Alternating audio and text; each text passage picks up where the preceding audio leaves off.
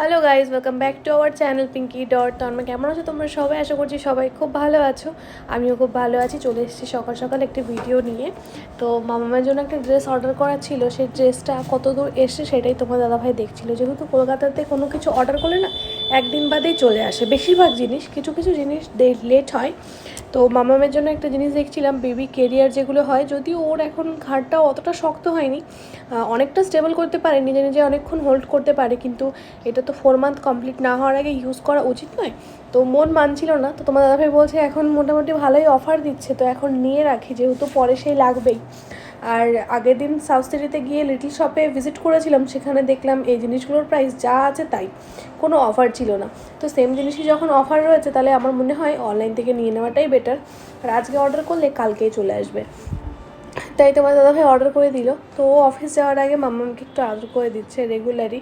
মানে আগে এই জায়গাটাতে আমি ছিলাম, মানে ও অফিস যাওয়ার আগে আমার সাথে মিট করতো, আমাকে হাগ করতো, আর এখন মাম্মামকে করে, কিন্তু এটা সত্যি দেখে ভালো লাগে।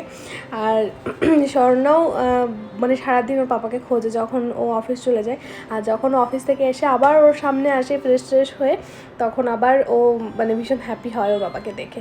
আর এখন তো ভীষণ হাসি শিখে গেছে, একটু একটু করে বড় হয়ে যাচ্ছে চোখের সামনেই। আগে যখন ভিডিওগুলো দেখি তখন বুঝতে পারি, ভিডিও করে রেখে না সত্যি একটা আলাদা মানে তফাৎ বুঝতে পারি, যে প্রথম দিন, সেকেন্ড দিন, থার্ড দিন, আমি প্রত্যেকটা দিনেরই ওর চেঞ্জগুলো বেশি ভালো করে বুঝতে পারি, যে প্রতিদিন ও কীরকম নতুন নতুন মাইলস্টোন চেঞ্জ হচ্ছে ওর।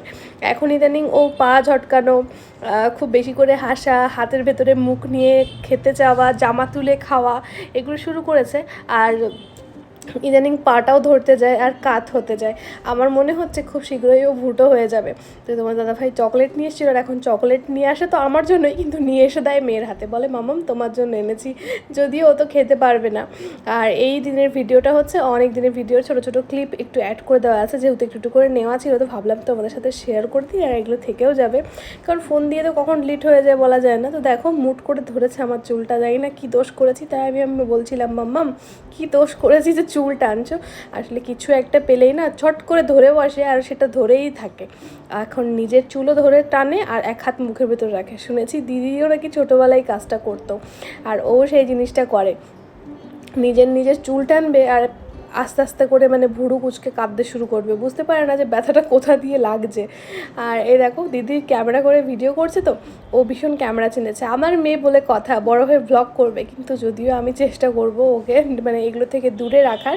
একটু বড় হয়ে গেলে ব্লগ করুক ঠিক আছে, কিন্তু আমি চাই না এখনকার বাচ্চারা যেমন ছোট ছোট বয়সে রিলস বানায় লিপসিং করে, আমার এগুলো পছন্দ না। অবশ্যই ওর যেসব জিনিসগুলো ও করে, ওর অ্যাক্টিভিটিসগুলো আমি ভিডিও করে শেয়ার করতে তোমাদের সাথে অবশ্যই পছন্দ করি, কিন্তু ওর হাতে ফোন দিয়ে ওকে কিছু করতে দেওয়ার ইচ্ছে আমার নেই।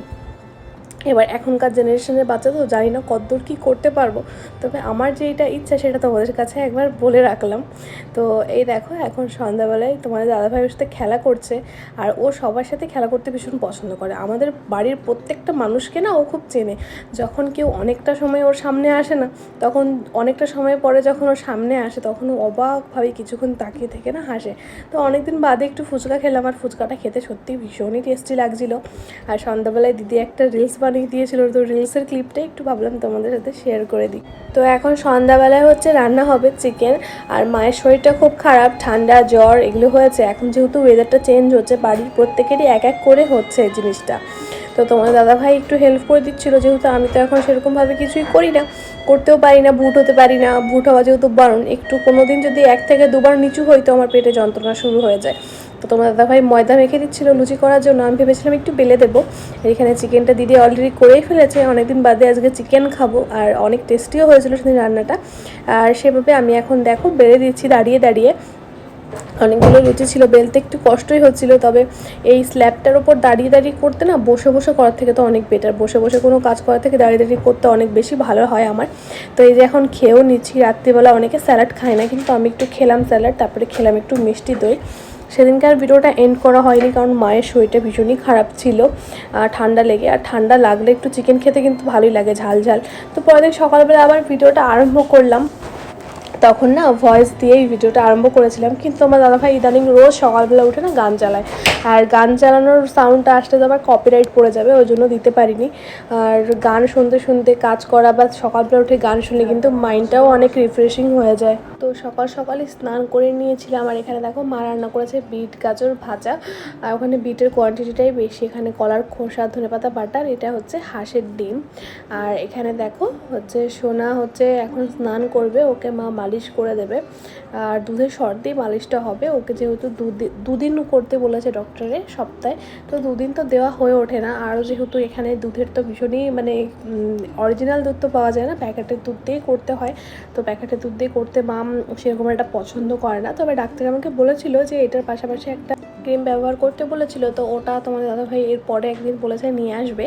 তো বিকালবেলা এই যে মা একটু বানাচ্ছিল সিমাইটা খেতে বেশ ভালোই লাগে যদি চিনিটা কম হয় আর ড্রাই ফ্রুটস ছাড়া বানায় তবেই। আর মা এখানে বেগুন পোড়াতে দিয়েছিল, বেগুনটা দেখলেই কেমনভাবে গড়িয়ে পড়ে গেল, শর্টগুলো মা তুলে রাখছিল সরানোর জন্য।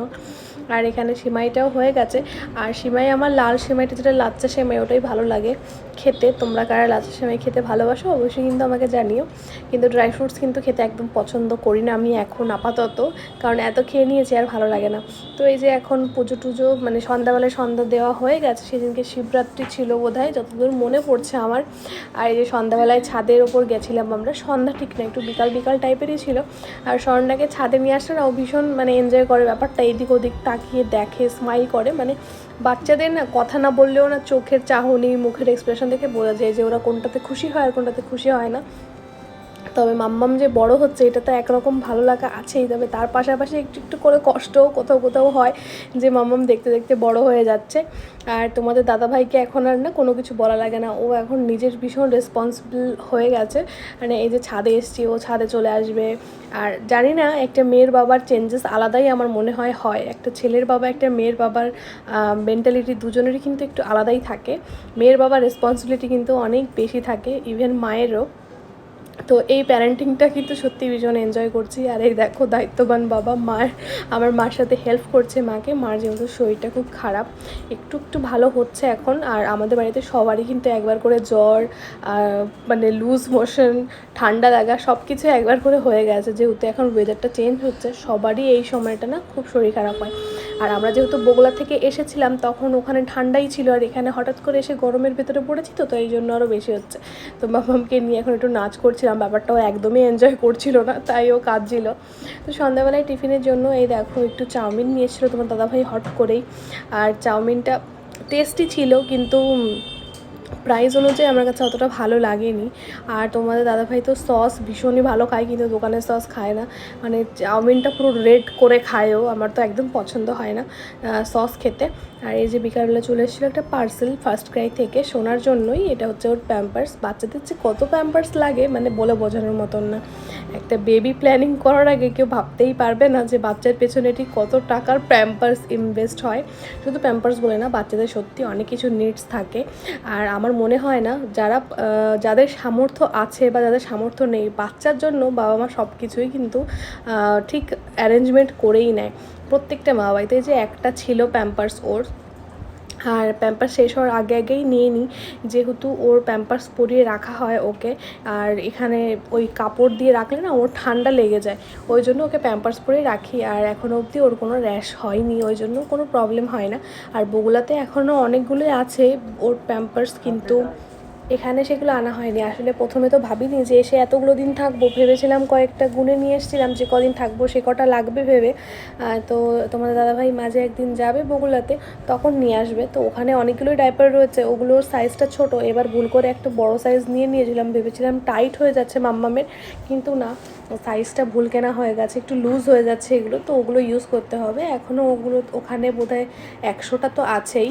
তো বিকালবেলায় তোমার দাদাভাই অফিস থেকে এসে সোনাকে একটু আদর করে দিল। আর এখন এই যে রাত্রে খাওয়া হচ্ছে বিরিয়ানি, কারণ মুখের মানে অবস্থা সবার খুব খারাপ, শরীরটাও সবার খারাপ, তো রান্নার আর ইচ্ছে করছিল না কেউ, তো মা বললো আমি বিরিয়ানি খাওয়াচ্ছি সবাইকে, তো বিরিয়ানি আনালো। আর এখানে দেখতেই পারছো কাঁচা লঙ্কা নিয়ে বসেছি, যেহেতু এত ঠান্ডা লেগেছে সবার, খুব স্পাইসি খেতে ইচ্ছে করছে। আমাদের সবার ঠান্ডা লেগেছে বলে আমাদের স্বর্ণাকে নিয়েও ভয় হচ্ছিল যে আমরা সবাই ওকে কোলে নেবো কী করে, ওর ঠান্ডা না লেগে যায়, কিন্তু ওর কিছু হয়নি ঠাকুরের ইচ্ছে। আর এই যে এখনও পুতুল নিয়ে খেলতে খেলতে ঘুমিয়ে পড়বে। তো চলো দেখা হচ্ছে নেক্সট ভিডিওতে, সবাই খুব ভালো থেকো।